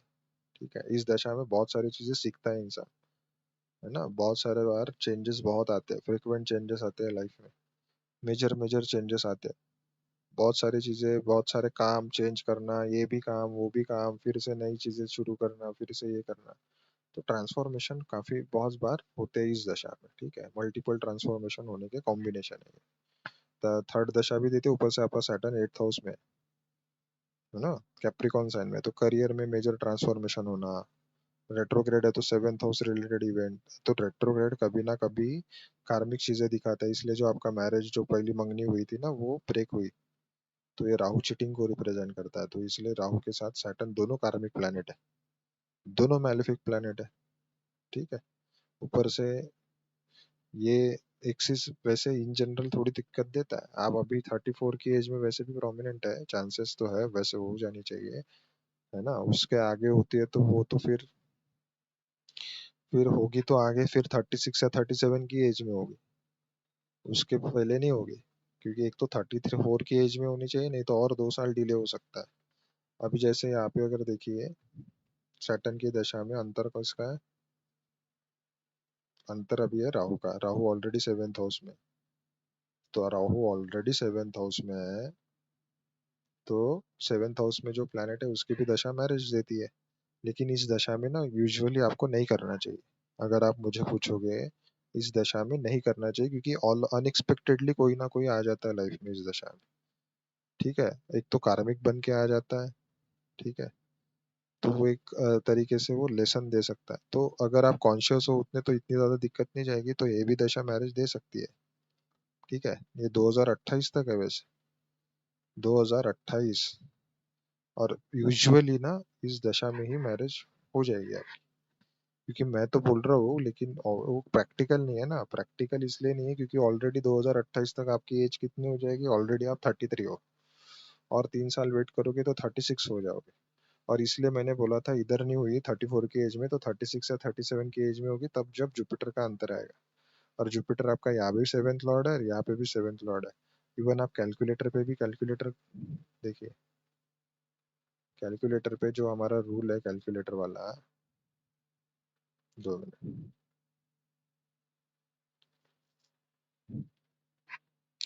देखिए, 9 है ना, +8 +5 +5 +5। ठीक है, 32 रनिंग के में की एज में भी एक चांस मिलना चाहिए था आपको, लेकिन तकलीफ हुई। ठीक है, यहाँ पे और 5 ऐड करोगे तो 37 रनिंग आता है। और वही 37 एग्जैक्ट एज है, 36, 36 के एज में पॉसिबल है, 37 रनिंग है। तो यहाँ पे देखोगे 36 यहाँ पे आता है, जब 37 रनिंग रहेगा तब आपका फर्स्ट हाउस इन्फ्लुएंस होता है। मैंने बोला कि फर्स्ट हाउस भी जब एक्टिव होता है तब भी शादी देता है। और इस केस में 36 यहाँ पे आता है, और इसको सेवेंथ लॉर्ड देख रहा है, तो यहाँ पे भी पॉसिबल है। और 37 में तो ये भी है, तो 36 37 के एज में दे सकता है जब आपका जुपिटर का अंतर चलेगा। क्योंकि राहु यहाँ पे ना फिर से कुछ गड़बड़ करने के चांसेस है, लेकिन दे ये भी सकता है। ये देगा ना तो ऑल ऑफ अ सडन दे देगा, अनएक्सपेक्टेड चीजें देगा। बहुत आपने जब सोचोगे भी नहीं ना, तब मैरिज दे सकता है ऑल ऑफ अ सडन। हो इधर ही सकती है वैसे, 34 की एज में होनी चाहिए। इन केस मैं इसलिए बता रहा हूँ, हुई नहीं तो आपको फिर अवॉइड करना और अपने काम के ऊपर ध्यान देना। ठीक है, ठीक है। तो अपना बिजनेस होगा तो बिजनेस पार्टनरशिप में होगा, तो उसमें भी ध्यान देना। अगर नहीं है, कुछ काम करते हो तो ऑब्वियस है, तो कुछ नई चीजें सीखनी पड़ सकती है। ठीक है, राहु नई चीजों को रिप्रेजेंट करता है, नई चीजें एक्सप्लोर करवा सकता है वो आपको। ठीक है, नए सोशल नेटवर्क सर्कल, नए लोगों से जान पहचान करवा सकता है। ठीक है, तो वो सारी चीजें करवाएगा राहु का अंतर, ऑलरेडी शुरू है आपको वो। ठीक है, एक डिजायर देता है, एक्सट्रीम डिजायर देता है। तो हो सकता है इस ड्यूरेशन में बिजनेस के भी ख्याल आता है, लॉन्ग डिस्टेंस ट्रैवल करो आप। या फिर हो सकता है आप जिस भी रिलीजन से बिलोंग करते हो, आप अपने रिलीजियस प्रैक्टिसेस बढ़ा दीजिए, है ना। फेथ, क्योंकि सजिटेरियस साइन फेथ को रिप्रेजेंट करता है, तो आपके अंदर उतना विश्वास होना चाहिए, अपना फेथ जो भरोसा है वो अपने जो भी आप जो भी प्रैक्टिस करते हो रिलीजियस रिलीजियस, उसमें ज्यादा भरोसा रखिए और ज्यादा विजिट कीजिए और अपने ही इसमें एक्सप्लोर कीजिए चीजों को। ठीक है, जितना ज्यादा ज्ञान लोगे, विजडम लोगे, उतना आपके लिए अच्छा रहेगा, है ना। सेवेंथ लॉर्ड थर्ड हाउस में, थर्ड हाउस फ्रिक्वेंट ट्रैवल का है, तो थर्ड हाउस स्किल को भी रिप्रेजेंट करता है, तो कुछ नई स्किल सीखिए, ठीक है। कोई थर्ड हाउस लैंग्वेज है, कम्युनिकेशन को रिप्रेजेंट करता है, कोई नई लैंग्वेज हो सकती है, कोई नया डिजिटल मार्केटिंग का कोर्स हो सकता है, कुछ ना कुछ तो स्किल सेट आपको सीखना चाहिए। फिफ्थ हाउस फेम को दिखाता है, लियो साइन, थर्ड हाउस और लियो का कॉम्बिनेशन है तो फेम को, तो अगर आप कुछ ऑनलाइन काम करना चाहते हो वो कर सकते हो, ठीक है। वो सारी चीजें आपको करनी चाहिए। जुपिटर की दशा में तो ज्यादा अच्छा है, क्योंकि वो सेवेंथ लॉर्ड दोनों केस में आपका D1 का भी है और D9 का भी है, तो इस अंतर दशा में भी शादी दे सकता है, ठीक है। पॉसिबिलिटी तो है 34 या 36 या 37, तो 34 की एज में वैसे होनी चाहिए। इसमें और डिटेल में जाओगे तो 2027 में हो जाओगे ना आप, 34 जुलाई का बर्थ है आपका, है ना। देखिए विनस, इस ड्यूरेशन में विनस खुद मैरिज का, स्पाउस को सिग्निफाई करता है, और यहाँ पे विनस का दशा है, इस दशा में होनी चाहिए आपकी शादी, यानी 15 मई, 15 मई 2027 से लेके 8 नवंबर 2027, इस मंथ में, मई से लेके नवंबर के बीच, 2027 के मई से लेके इसमें बीच, यहाँ पे ज्यादा चांसेस बढ़ जाएंगे आपकी शादी होने के। इससे पहले है, इससे पहले अगर देखोगे 34 की एज हमको कंसिडर करनी है ना, तो 2026 में, ये देखिए जुपिटर का अंतर है, तो ये देखिए अभी तो शुरू हो गया ऑलरेडी, प्रत्यंतर है ना। तो 21 दिसंबर 2025 जो कि ऑलरेडी चला गया, अभी शुरू है ऑलरेडी, तो 7 मई 2026, तो 7 मई 2026 से पहले पहले भी आपकी शादी फिक्स हो सकती है और हो भी सकती है। इस ड्यूरेशन में आप वैसे 34 के तो नहीं हो जाओगे, लेकिन जुलाई में 34 हो जाओगे, इसलिए मैंने ये कंसिडर किया था। लेकिन ओवरऑल ठीक है, वैसे आपको 34 कंसिडर करके चलनी है, जो आगे एजेस बताई वो भी और 34 भी, ठीक है। चलिए नेक्स्ट चार्ट। ये जितेंद्र पाल सिंह जी का चार्ट है, इनका शायद कवर करना भूल गया था, तो इनका मैसेज आया था, तो हम फिर से कवर कर लेते हैं, जैसे एक सेकंड रुकिए। अब देखिए इनकी एज ऑलरेडी 31 है, तो ये तो डिले की तरफ ही जा रहा है वैसे मैरिज। अब इसका रीजन भी दिख जाएगा ना चार्ट में। अब उसका रीजन देखिए, सबसे पहले क्या है, इनका सेवेंथ लॉर्ड जुपिटर रेट्रोग्रेड है। मैरिज का प्रॉमिस तो है, जुपिटर रेट्रोग्रेड है, तो इन जनरल मैं बार बार बता रहा हूँ जुपिटर रेट्रोग्रेड है। अब तो अभी ये लाइव एग्जांपल देखिए, इनके ही चार्ट में जुपिटर रेट्रो है, तो ये 31 ऑलरेडी एज है, तो 30 या 31 के ऊपर डिले कंसिडर करते हैं मेल के केस में। तो देखिए डिले की तरफ जा रहा है ना, तो इसीलिए मैंने बताया Jupiter retrograde in general delay देता है मैरिज, और डिले से ही शादी करनी चाहिए, है ना। और ऊपर से देखिए एफ्लिक्शन है, राहु के साथ बैठा है, ये वन ऑफ द कॉम्बिनेशन है लव मैरिज का, ठीक है। राहु फिफ्थ हाउस में आ जाए, या seventh Lord Jupiter, seventh Lord fifth house में राहु के साथ बैठ जाए ऊपर से, तो ये भी ऐसा हो सकता है। जुपिटर ट्रेडिशन को रिप्रेजेंट करता है, जुपिटर जो भी पारंपरिक वे से शादियां होती है उसको रिप्रेजेंट करता है, तो ये वन ऑफ द कॉम्बिनेशन है। अगर लव मैरिज है रिलेशनशिप में, तो वो कन्वर्ट इजीली हो सकता है, अरेंज अरेंज मैरिज हो सकती है, अरेंज कम लव मैरिज वाला सिनारियो हो सकता है ना। अब दूसरी चीज देखिए, सैटर्न उसके ट्राइन में आता है, जो सेवेंथ लॉर्ड है, ऊपर से इनका वीनस को भी सैटर्न इसके ट्राइन में, वीनस के ट्राइन में, ठीक है। और चीजें दिख जाएगी आपको। धाराकार का कौन सा है, इनका राहु खुद है। वैसे तो हम राहु को कंसिडर नहीं करते हैं, तो उससे मार्स को लेना पड़ेगा। तो मार्स अगर देखोगे राहु केतु के एक्सिस में है ना, तो राहु केतु के एक्सिस में आ गया। राहु को लेने नहीं लेना है हमको, जेमिनी एस्ट्रोलॉजी का ये रूल है वैसे। तो कोई लोग कंसिडर करते हैं, वो एक कुछ केसेस में ही कंसिडर करना चाहिए, अगर दो ऐसे प्लेनेट हो आपके, दोनों सेम डिग्री पे हो, ठीक है। उस केस में अगर समझ में नहीं आ रहा है, तो आपको 8 चरकार का यूज करने, अदरवाइज आपको नहीं यूज करना है, ठीक है। क्योंकि वो कोई फिजिकल फॉर्म नहीं है। फिजिकल फॉर्म में प्लैनेट ने उसका खुद का एग्जिस्टेंस इसलिए नहीं है क्योंकि वो जिस हाउस में है ना अपने डिस्पोजिटर के रिजल्ट देता है। ठीक है, राहु शैडो प्लैनेट है, तो जिस राशि में बैठेगा, जिस हाउस में बैठेगा, उसका डिस्पोजिटर के ज्यादा कैरेक्टरिस्टिक्स रहेंगे, और जिस प्लैनेट के साथ बैठेगा उस प्लैनेट के हिसाब से वो बिहेव करेगा। इसलिए हम उसको ज्यादा कंसिडर नहीं करते जेमिनी में। लेकिन हाँ, आपको यहाँ पे मार्स कंसिडर करना है, सॉरी हाँ, मार्स को आपको दाराकार का लेना है। तो मार्स राहु केतु के एक्सिस में है। ऊपर से in general Mars seventh house में भी आ जाए तो भी डिले देता है, क्योंकि इनिशियल लेवल पे कभी कभी गलतियां कर सकता है इंसान, इसीलिए। ठीक है, वीनस मार्स का कॉम्बिनेशन है। अब देखिए, seventh Lord Venus first house में है, एक्वेरियस साइन, स्कॉर्पियो साइन में। जब मैंने हर बार बताया, स्कॉर्पियो साइन में जब भी वीनस हो या एक्वेरियस हो, सॉरी एक्वेरियस साइन में हो या स्कॉर्पियो साइन में जब भी वीनस हो, एक ना एक सेटबैक लगता जरूर है। अगर इससे पहले आप किसी रिलेशनशिप में थे, उसमें आपने कोई दिक्कतें फेस की होगी, तो आप शेयर कर सकते हो, कमेंट में लिख सकते हो। ठीक है।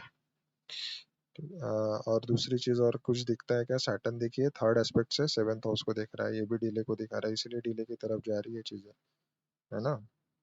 तो ये कुछ कॉम्बिनेशन है। अभी चलिए देखते हैं कब पॉसिबिलिटी है। जैसे जून 2025 से आपके भी केस में, जैसे आप भी जेमिनी असेंडेंट हो, तो आपके केस में भी ऑलरेडी एक्टिव है मैरिज का, वैसे एक्टिवेशन तो दिख रहा है ट्रांजिट में। अगले साल जून 2026 से आपका मून साइन से आपका मैरिज का ट्रांजिट एक्टिव है, तो प्रोमिनेंट चांसेस है आपकी इस एक साल के अंदर अंदर शादी होनी चाहिए, है ना। 2027 मिड से पहले पहले, यानी मई 2027 से पहले पहले शादी हो जानी चाहिए। अब वो कैसे? क्योंकि अगले साल जून 2026 से लेके जून 2027 तक आपका मून से एक्टिव रहेगा सेवेंथ हाउस। ये एसेंडेंट से अभी एक्टिव है जून 2025 से। तो ये फ्रिक्वेंट कंटिन्यूअस योगा है मैरिज के आपको। अब कब पॉसिबिलिटी यहाँ पे आई? अभी आप 31 के हो, यहाँ से कैलकुलेट कीजिए, हम डायरेक्ट रूल लगाएंगे अभी। 24, 25, 26, 27, 28, 29, 30, 31, यहाँ पे आ गए आप। 31 पे आ गए, तो यहाँ पे वैसे दे सकता था, है ना, लेकिन दे सकता भी है। ऑलरेडी आप मई तक 31 ही रहोगे। उसका डिस्पोजिटर 10th हाउस में है। वो चाहे 10th हाउस करियर को भी रिप्रेजेंट करता है, तो करियर से भी रिलेटेड प्रोमिनेंट इवेंट हो सकते हैं। वो जिस प्लेनेट को देख रहा है, देखिए सन और जुपिटर। जुपिटर आपके केस में सेवेंथ लॉर्ड है, D1 का, है ना। और यहाँ पे देखिए सन तो खुद 10th लॉर्ड है। वो करियर हो गया, फोर्थ हाउस से रिलेटेड इवेंट हो गया, चाहे आपके घर से रिलेटेड, घर में कोई रिनोवेशन होना, प्रॉपर्टी खरीदना, गाड़ी खरीदना, ऐसा हो सकता है। In general property, vehicle purchase, या घर से रिलेटेड कोई इवेंट, मदर से रिलेटेड कोई इवेंट, करियर से रिलेटेड कोई इवेंट, है ना। तो वो दे सकता है इस ड्यूरेशन में। ठीक है। और दूसरी चीज यहाँ पे देखोगे, फिर 32 की एज में इसका भी डिस्पोजिटर विनस फर्स्ट हाउस में होके सेवेंथ हाउस को देख रहा है। ठीक है, तो यहाँ पे भी पॉसिबल है। इन जनरल देखोगे ना, 31, 32, 33, तीनों एजेस में मैरिज पॉसिबल है। अब कैलकुलेटर पे आ जाइए, और ज्यादा पिन पॉइंट आंसर मिल जाएगा। 9 + 8। हाँ, ये जो रूल मैं बता रहा हूँ ना, आप मून साइन से भी कैलकुलेट कर सकते हो, लेकिन सब ज्यादा प्रायोरिटी आपको एसेंडेंट से ही देनी है। ठीक है। +5, +5, +5। देखिए वैसे 31 तो हो जानी चाहिए 31 की एज में, क्योंकि 32 रनिंग आ रहा है, 31 की एज में भी एक्टिव है। तो 31 की एज में मैरिज हो जानी चाहिए। हो सकता है 31 की एज में आपकी मैरिज सगाई हो सकती है, 32 की एज में फिर शादी हो सकती है। कुछ ना कुछ उसमें आपको कमिटेड कमिटमेंट मिल जाएगा सामने से। ठीक है। दूसरी चीज अगर देखोगे, फिर 36, ये इतना आगे नहीं जाना है। ठीक है, 31 की एज में हो जानी चाहिए। उसमें दशा का भी रोल है, अभी दशा चेक कर लेते हैं एक बार, क्रॉस वेरीफाई। दशा कौन सी शुरू है आपको? राहु की कुछ शुरू है ना। चलिए, अब राहु की दशा मैरिज दे सकती है क्या? हाँ, सेवेंथ लॉर्ड के साथ बैठा है राहु, इसीलिए दे सकती है। और देखिए राहु में अंतर किसका है? विनस का ही है। और राहु में जब भी विनस का अंतर आता है, तब तब शादी देता जरूर है वो। तो इस दशा में शादी हो जानी चाहिए, यानी 9 अप्रैल 2026 से पहले पहले तो शादी हो जानी चाहिए आपकी। नहीं होती है तो उसके पीछे दूसरे रीजन हो सकते हैं, लेकिन होने के चांसेस ज्यादा है। ठीक है, क्योंकि यहाँ पे भी 32 रनिंग निकल के आया था। यहाँ पे -5 करोगे फिर से तो 32 रनिंग है।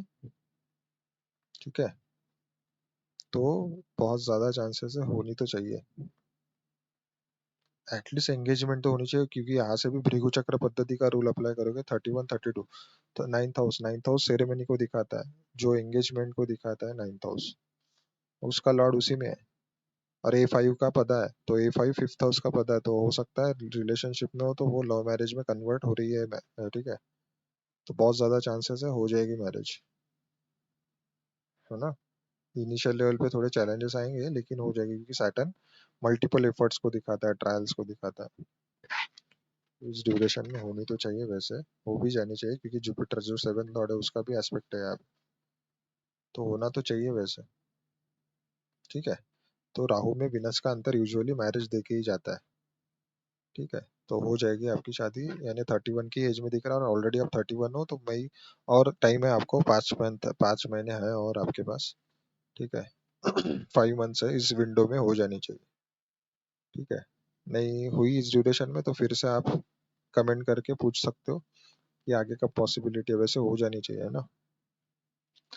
अगर देखोगे जल्दी करनी है तो 7th हाउस को बैलेंस करने के लिए 5th हाउस में है ना, 7th लॉर्ड फिफ्थ हाउस में है, तो लिब्रा साइन है वहां पे।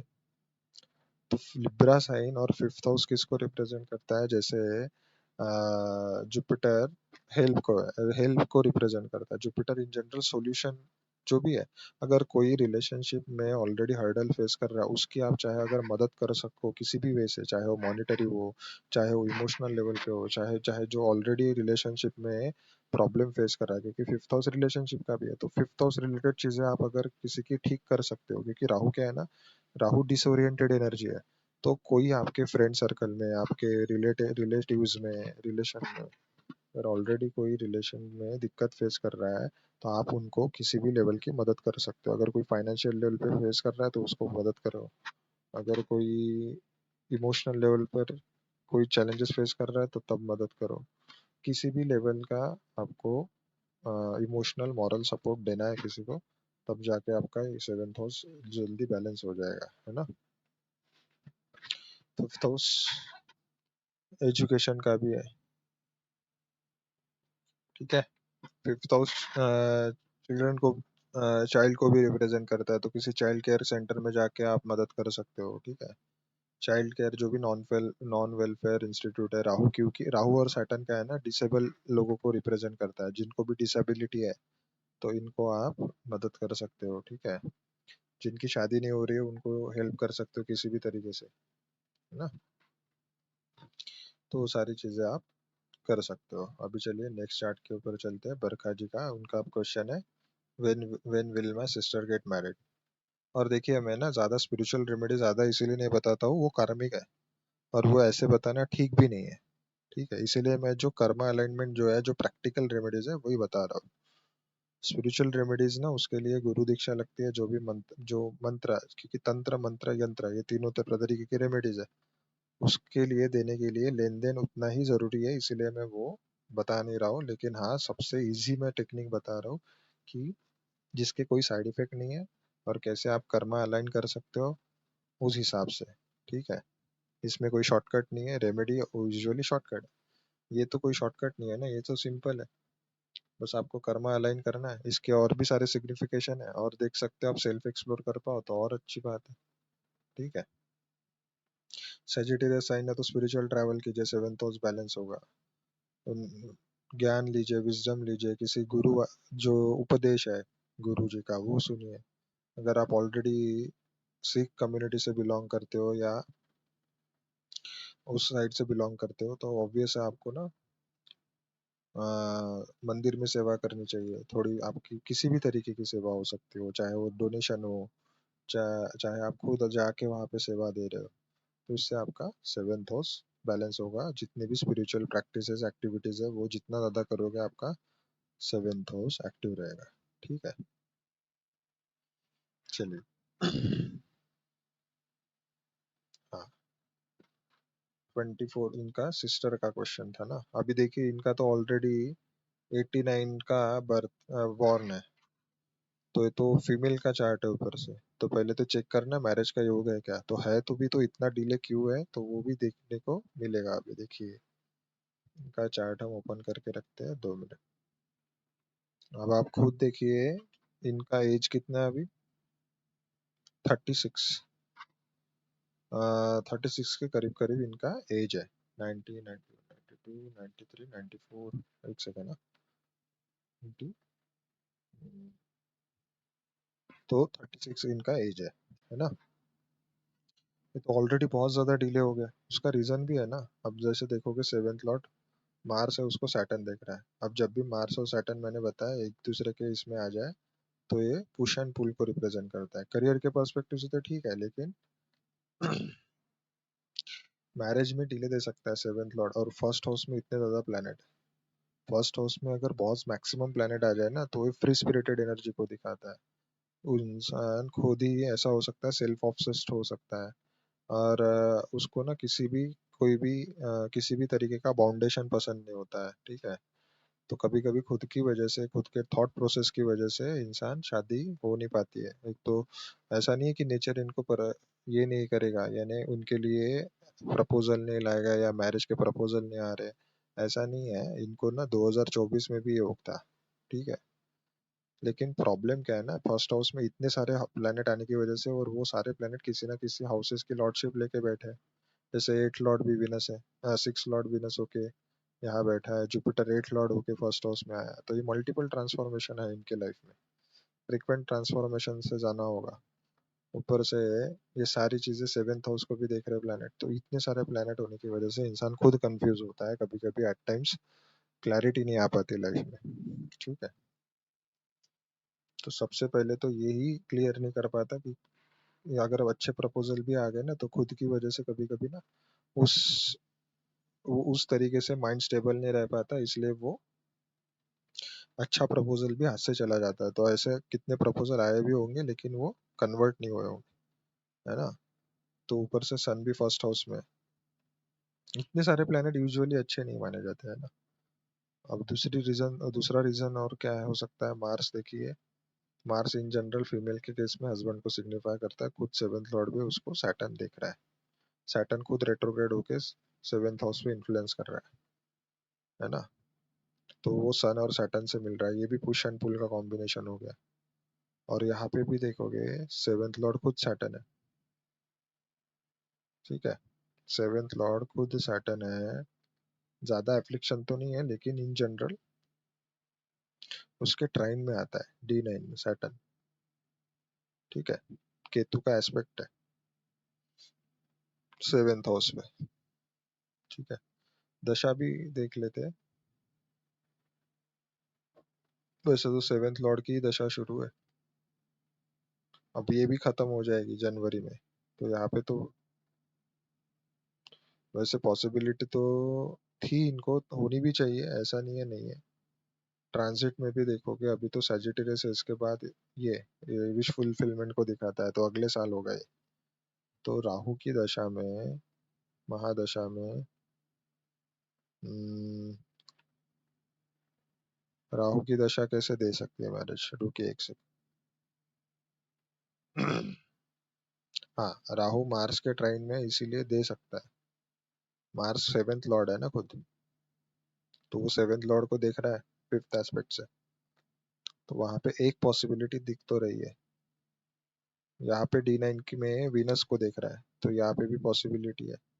ऊपर से D9 के फर्स्ट हाउस को भी देखे ना कोई भी दशा लॉर्ड, तो भी दे सकता है।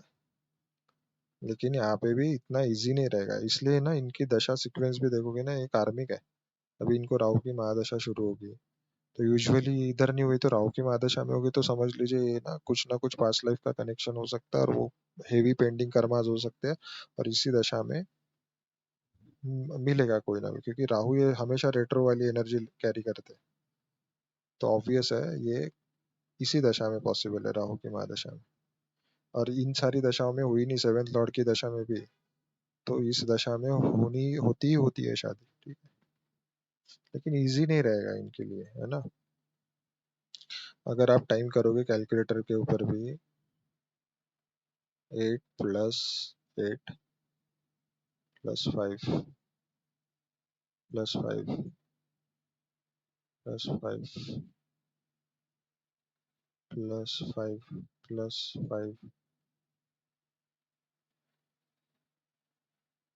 नहीं इतना तो नहीं आना चाहिए वैसे, 36 क्रॉस हो गया। तो आपके चार्ट में पहले योग है क्या देखिए। जुपिटर से सेकंड आया ना मार्स, तो योग तो है आपके केस में, मैरिज का प्रॉमिस भी है। डिले, ये फर्स्ट हाउस में इतने प्लैनेट नहीं होने चाहिए थे, इसलिए एक्सट्रीम डिले कब को बहुत ज्यादा केसेस में ना, आपका थॉट प्रोसेस आपको अलाउ नहीं कर रहा है, ठीक है। क्योंकि सेवेंथ लॉर्ड मार्स है, आपका खुद का नेचर बहुत डोमिनेटिंग हो सकता है एट टाइम्स, ठीक है। यहाँ पे देखोगे seventh Lord Mars, seventh Lord खुद सैटर्न मून से, हाँ ये भी रूल मैंने बताया था, मून सैटर्न का भी कंजंक्शन D1 में हो या D9 में हो, ये भी डिले को दिखाता है। और सैटर्न और सन एक दूसरे को देख रहे हैं, ये जितने ज्यादा अपोजिट प्लैनेट और जो प्लानिटरी वॉरफेयर के कॉम्बिनेशन दिखेंगे ना आपको, उतना ज्यादा पुश एंड पुल इफेक्ट देते हैं। जैसे इधर सेवेंथ लॉर्ड को मार्स को सैटर्न देख रहा है, ये भी थोड़े चैलेंजेस देता है। यूजुअली सैटर्न मार्स फीमेल के चार्ट में या मेल के चार्ट में, किसी के भी चार्ट में सेवेंथ हाउस से कनेक्शन बना है या सेवेंथ लॉर्ड से कनेक्शन बना है, वो चीजें खुद के थॉट प्रोसेस की वजह से या खुद के दिमाग में फ्लक्चुएशन आने की वजह से चीजें होती नहीं है मैरिज में कन्वर्ट। मैक्सिमम टाइम इनको लोग तो बोलते हैं, लेकिन ये इनका थॉट प्रोसेस ही अलाउ नहीं करता। कभी कभी कभी तो बोलेंगे, कभी इनके मन में ये तैयार रेडी है शादी करने के लिए, कभी नहीं है। तो मैक्सिमम केसेस में ये अच्छे अच्छे प्रपोजल भी चले जाते हैं इनके हाथ से। तो इसीलिए आपको तो थोड़ा पहले अपने आप को कन्विंस करना है, ठीक है, मैरिज के लिए अलाउ करना है। तो मैरिज का कर्मा कैसे बैलेंस करोगे, ठीक है। सेवेंथ लॉर्ड इसमें है सेकेंड हाउस में, तो सेकेंड हाउस आपके फूड को रिप्रेजेंट करता है, अपने फूड हैबिट्स चेंज कीजिए। सेकेंड हाउस आपके स्पीच का है, वहाँ पे जेमिनाई साइन है, तो आपके कम्युनिकेशन के ऊपर, या फिर आप नई लैंग्वेज सीख सकते हो, नई कुछ भी नया सीख सकते हो, ठीक है। सेवेंथ लॉर्ड मार्स है, फिजिकल एक्सरसाइज, फिजिकल रूटीन अपना सही रखो, डाइट सही रखो। तो फिटनेस रूटीन आपको यहाँ पे करना चाहिए, एस्ट्रोलॉजी पढ़ना चाहिए, रिसर्च ओरिएंटेड, जिस भी सब्जेक्ट में आपको इंटरेस्ट है उस सब्जेक्ट में आपको रिसर्च करना चाहिए, है ना। तो उतना ज़्यादा आपके लिए बेहतर होगा। खास करके आपका फिटनेस रूटीन, हेल्थ रूटीन अपना सही होना चाहिए, आपका डाइट वगैरह सब कुछ सही होना चाहिए, ठीक है। और इस केस में आपको सेवेंथ लॉर्ड मून को भी देख रहा है, तो मून ट्रैवलिंग को रिप्रेजेंट करता है, तो नई नई जगह पे ट्रैवल करना, ठीक है। करियर से रिलेटेड, क्योंकि सैटर्न भी है तो काम, कोई करियर से रिलेटेड ट्रैवल हो सकता है ना।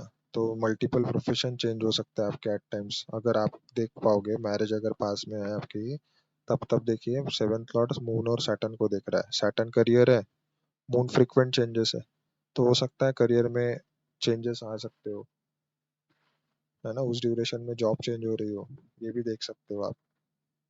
क्योंकि अभी भी देखिए 10th लॉर्ड जो सैटर्न है, वो सैटर्न और जुपिटर मिलकर एक्टिव कर रहे हैं, ऊपर से 8th लॉर्ड भी एक्टिव है।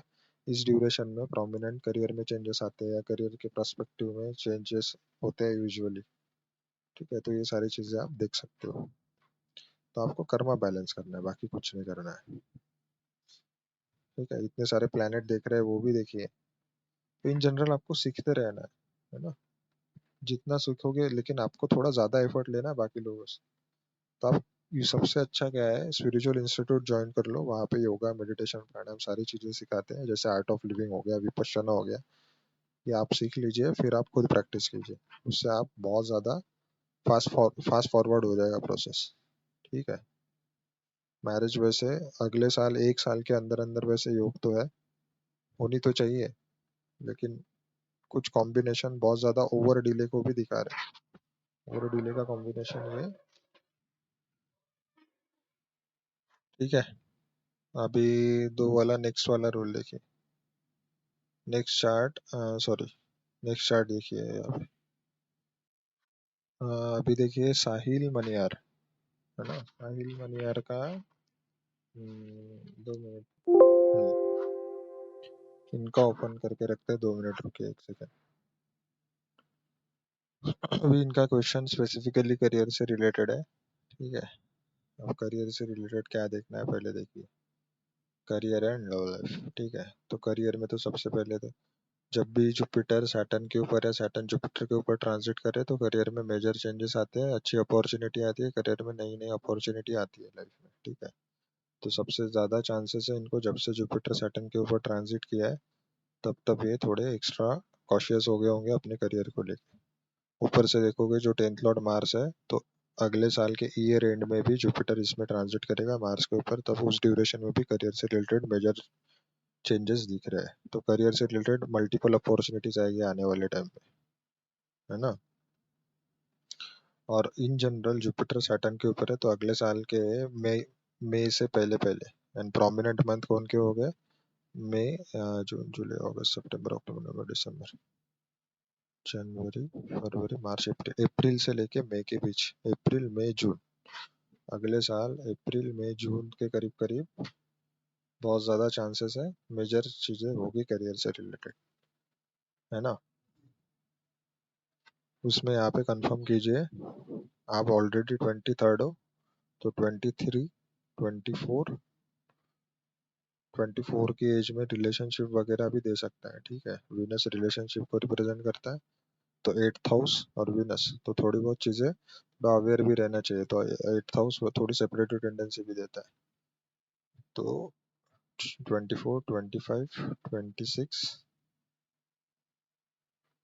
तो आपकी एज अभी क्या है, 23। तो हमको 23, सॉरी करियर का ही देखना है ना, तो 23 में कैप्रिकॉन और सन साइन, ठीक है। कैप्रिकॉन करियर को रिप्रेजेंट करता है, सन आपका सेकंड सेकंड लॉर्ड है, तो इनकम सोर्स जनरेट होगा, तो ऑब्वियस है जॉब लगने के चांसेस ज़्यादा है इस ड्यूरेशन में, नई जॉब लग सकती है। अभी जैसे सन सेकंड लॉर्ड भी है तो नया इनकम सोर्स जनरेट होगा। कैप्रिकॉन साइन है, कैप्रिकॉन साइन खुद करियर को सिग्निफाई करता है, उसका लॉर्ड गया 5th हाउस में, वो भी जुपिटर के साथ बैठा है, तो जुपिटर की ब्लेसिंग भी आ गई वहाँ पे, ठीक है। 6 लॉर्ड खुद है, 6th हाउस भी हम जॉब के लिए देखते हैं, तो 100% चांस है 23 की एज में आपको जॉब लग जाएगी, ठीक है। जुपिटर से 4th में आता है विनस, तो थोड़ा बहुत ध्यान देना है, ये कॉम्बिनेशन थोड़े चैलेंजेस तो ज़रूर देता है। आप थोड़े प्रीवियस पार्ट जाके चेक कीजिए, उसमें मैंने डिटेल में बताया, अभी इस वीडियो में डिटेल में बताऊंगा तो बहुत टाइम हो जाएगा, क्योंकि बहुत रिपीटेटिव चीज़ें हो जाएगी। उसके मैंने प्लस माइनस सारी चीज़ें बताई है, प्लस ज़्यादा से ज़्यादा पॉजिटिव्स क्या है उसके वो ज़्यादा बताए, है ना। तो आप ज़रूर चेक कीजिए, बाकी तो करियर से रिलेटेड आपको 23rd की एज में ही प्रोमिनेंट चांसेस है, अगले साल फिर से 2027 भी आपके लिए करियर के रिगार्डिंग अच्छा है। लेकिन फाइनेंस को लेके ज़्यादा शॉर्टकट लेना सही नहीं रहेगा, क्योंकि 24 की एज में आपका 8th हाउस भी इन्फ्लुएंस रहेगा, ऊपर से एक्वेरियस है, तो यहाँ पे इंसान शॉर्टकट लेने की सोचता है मैक्सिमम टाइम, तो ज़्यादा शेयर मार्केट वगैरह, ये लॉटरी, गैम्बलिंग, ये वो सारी चीज़ें 8th हाउस से रिलेटेड है, तो दिमाग में आ सकता है, तो उन चीज़ों से दूर रहिएगा, ठीक है। तो ये एक एडवाइस है, क्योंकि ऑलरेडी 7.5 में चल रहे हो, तो आखिरी फेज है, तो आखिरी फेज अच्छा होना चाहिए। ऊपर से आपका 9th हाउस भी एक्टिव होगा, तो ट्रैवलिंग बढ़ सकती है अगले साल, स्पिरिचुअल ट्रैवल हो सकता है, आप कहीं लॉन्ग डिस्टेंस ट्रैवल कर सकते हो, लोकेशन चेंज हो सकती है। उसका डिस्पोजिटर फर्स्ट हाउस में, तो ऑब्वियस है आपको फॉर्च्यून भी सपोर्ट करेगा, ऊपर से एक्सॉल्टेड स्टेट में, तो बहुत सारी चीज़ें अच्छी होगी जब जुपिटर खुद फर्स्ट हाउस में आएगा, तो मेजर मेजर इवेंट होंगे लाइफ में, पॉजिटिव इवेंट होंगे, ठीक है।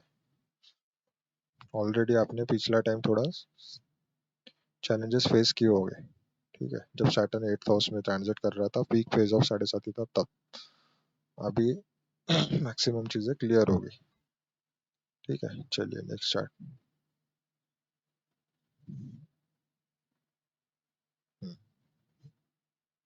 अभी इनके चार्ट में देखिए क्या कॉम्बिनेशन है, 7th लॉर्ड खुद सैटर्न बन गया यहाँ पे, ऊपर से मार्स है ना, एग्जॉल्टेड है वैसे, ऐसा नहीं है, बट लेकिन मार्स अपने मैलेफिक इन्फ्लुएंस छोड़ेगा तो नहीं। अब दूसरी चीज, ऊपर से 7th लॉर्ड 8th में गया, यहाँ पे देखिए 7th Lord mercury Rahu Ketu के एक्सिस में आ गया, है ना। जो 7th लॉर्ड D1 का है वो 6th हाउस में गया D9 के, ठीक है। और कुछ दिख रहा है, और क्या है, और राहु का एस्पेक्ट है 7th हाउस में, है ना। अब इन जनरल इनके 7th हाउस में मार्स और मर्क्यूरी और विनस तीनों प्लैनेट है, तो तीनों प्लैनेट के सिग्निफिकेशन यूज करने पड़ेंगे। अब जब भी मार्स है तो इन जनरल कॉन्फ्लिक्ट, है ना, dominating behaviour. Mars mercury in general prominent speech देता है, कमांडिंग स्पीच देता है, एट टाइम्स वर्बल अब्यूज भी दे सकता है। तो आप खुद थोड़ा बोलने में रफ हो सकते हो, या फिर आपका पार्टनर रफ हो सकता है बोलने में, स्पीच आपकी थोड़ी प्रोमिनेंट हो सकती है यहाँ पे, है ना। कभी कभी ये मजाक मजाक में भी कुछ भी बोलने का कॉम्बिनेशन है जिसकी वजह से कॉन्फ्लिक्ट क्रिएट हो सकते हैं, ठीक है। ये थोड़ा ओवर पैशनेट रिलेशन जरूर देता है, लेकिन यहाँ पे ना बहुत ज्यादा इंसान ओवर थिंकिंग करता है, कहीं भी किसी से भी कनेक्ट करने की कोशिश करता है। अब जो भी हो सकता है, जैसे कैप्रिकॉन साइन है, विनस मेल के चार्ट में स्पाउस को रिप्रेजेंट करता है, ठीक है। हो सकता है वर्क प्लेस पे किसी से अट्रैक्शन बिल्डअप हो, या वर्क प्लेस पे कोई मिले, है ना। तो ये पॉसिबिलिटी दे सकता है लव मैरिज की भी, क्योंकि फिफ्थ लॉर्ड मार्स होके खुद यहाँ पे बैठा है और एक्सॉल्टेड स्टेट में बैठा है, तो दे सकता है। चाहे आप वर्क प्लेस पे किसी से अट्रैक्शन बढ़ सकता है, जैसे mercury social media digital platform को भी रिप्रेजेंट करता है, सोशल मीडिया पे किसी के साथ अट्रैक्शन बिल्डअप हो सकता है ना। लेकिन प्रॉब्लम क्या है ना, यहाँ पे मून से भी 7th हाउस में सन और जुपिटर, तो एक soulmate kind of relation demand करता है ऐसा इंसान। कभी कभी किसी से भी कनेक्ट करने की कोशिश कर सकता है, थोड़ा सा भी सिमिलैरिटी दिख जाए तो हो सकता है, तो इंसान कभी कभी कनेक्ट करने की कोशिश करेगा किसी के भी साथ, किसी को भी soulmate kind of relationship demand करेगा, ऐसा चाहिए कि सोलमेट मिल जाए, है ना। और विनस मार्स इन जनरल थोड़ा डोमिनेटिंग नेचर देता है, थोड़े कॉन्फ्लिक्ट देता है रिलेशनशिप में, लेकिन थोड़ा अच्छा भी है। अच्छा इसलिए है क्योंकि ऐसे लोग लॉयल रहते हैं, यानी आप रिलेशनशिप में हमेशा लॉयल रहोगे। लेकिन प्रॉब्लम क्या है, ओवर प्रोटेक्टिव और ओवर पॉजिटिवनेस की वजह से चीजें थोड़ी बहुत डैमेज होती है। 7th लॉर्ड 8th में गया तो एस्ट्रोलॉजी ऑकल्ट साइंस पढ़िए, रिसर्च ओरिएंटेड रहिए। एक्वेरियस साइन में गया तो ऑब्वियस है, जितने भी एडवांस टेक्नोलॉजिकल जो भी नॉलेज है, डेटा साइंस है, ये है, सारी चीज़ों से अप टू डेट रहिए। 8th house related knowledge gain करते रहिए, चाहे शेयर मार्केट म्यूचुअल फंड सीखिए, चाहे कुछ भी सीखिए, लेकिन 8th हाउस रिलेटेड चीज़ों को स्टडी कीजिए, उससे आपका 7th हाउस बैलेंस होगा। अब 7th हाउस में इतने प्लैनेट है, वीनस प्रोडक्टिविटी को रिप्रेजेंट करता है। आप प्रोडक्टिव रहिए, क्रिएटिव साइड अपना एक्सप्लोर कीजिए, कम्युनिकेशन पे ध्यान दीजिए। मार्स कॉन्फ्लिक्ट, अपने कॉन्फ्लिक्ट एंगर को मैनेज कीजिए, ठीक है।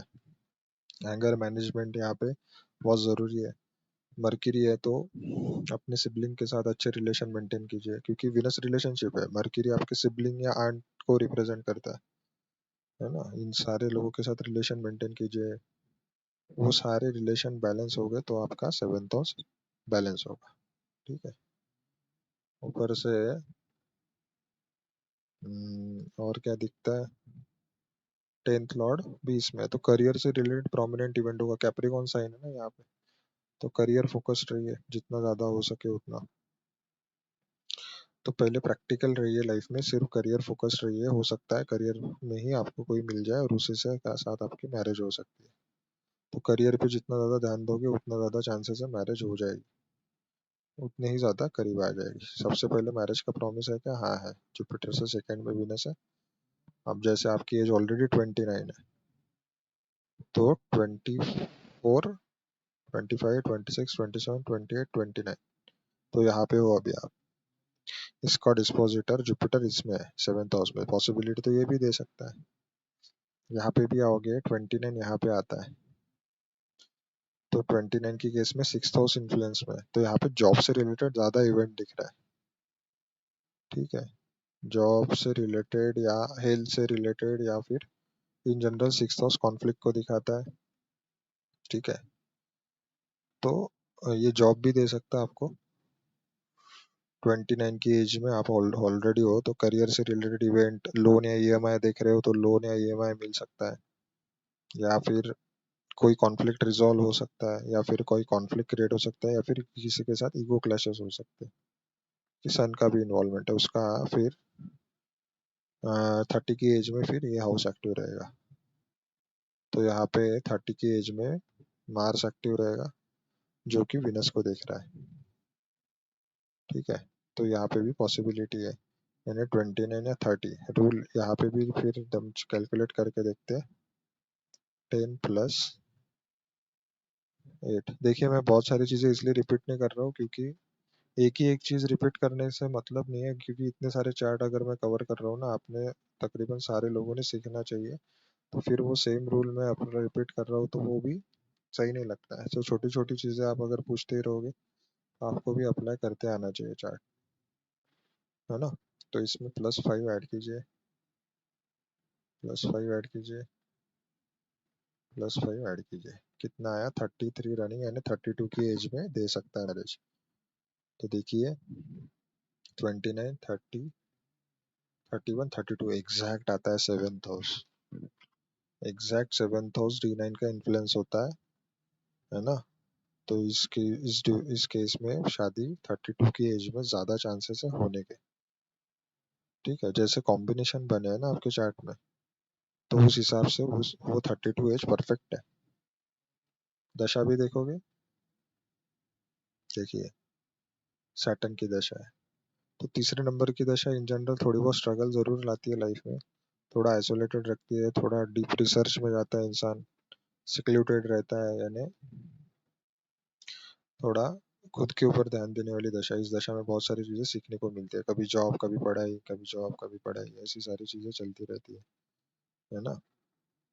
अब वैसे 2033 तक है तो टाइम तो है, लेकिन सैटर्न की दशा में जो आपका 7th लॉर्ड खुद है तो यहाँ पे दे सकता है।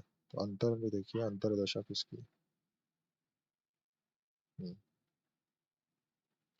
मून, इन जनरल मून में आपको कोई लॉर्डशिप नहीं देखनी है, मून की दशा इन जनरल मैरिज दे सकती है। तो इस दशा में पॉसिबिलिटी तो है, क्योंकि 2 साल बाद आप 31 ऑलरेडी हो जाओगे। और यहाँ पे मार्स, फिर यहाँ पे मार्स, तो मार्स यहाँ पे ऑलरेडी एक्सॉल्टेड स्टेट में है, और वो पावरफुल भी है यहाँ पे। तो इस केस में मैरिज दे सकता है। D9 में भी मार्स थर्ड हाउस में, जो थर्ड हाउस का कारक भी है, वो फिर से उसको वीनस भी देख रहा है, यानी मार्स की अंतरदशा में, सैटर्न के मार्स की अंतरदशा में शादी हो सकती है आपकी। ठीक है, ठीक है, चलिए।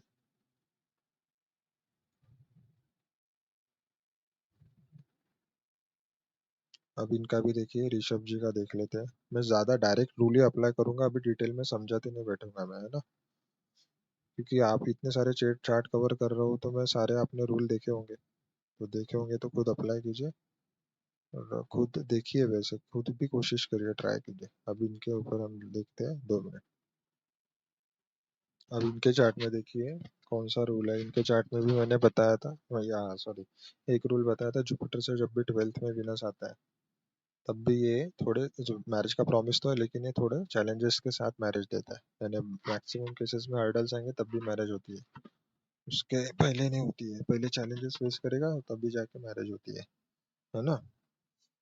तब और आप देख पाओगे तो ये ऑलरेडी 31 की एज है, तो 31 के हो गए, मैरिज तो हुई नहीं, और मेल के केस में 30 या 31 के अबव पॉसिबल है मैरिज, है ना। और दूसरी चीज यहाँ पे बाकी भी रूल दिख जाएंगे। सैटर्न का थर्ड एस्पेक्ट है 7th हाउस में, सैटर्न का थर्ड एस्पेक्ट है 7th हाउस में, ये एक रूल है। ऊपर से राहु केतु का एक्सिस है, राहु के साथ विनस है ना। Saturn in general 5th house में डिले देता है मैरिज। और क्या दिखता है, 7th हाउस में मार्स है, यहाँ सैटर्न के साथ विनस कंजंक्ट है, जो कि खुद 7th लॉर्ड है विनस। तो ये सारे कॉम्बिनेशन डिले को सिग्निफाई कर रहे हैं। तो डिले इसलिए 31 की एज है, शादी हुई क्या नहीं। और ऊपर से इस वीडियो के स्टार्टिंग में मैंने बताया था कि जहाँ पे भी मेष राशि आती है वहां पे इंसान मेजर गलतियां करता है, तो हो सकता है आपने पास में कोई रिलेशनशिप को लेकर गलती की हो।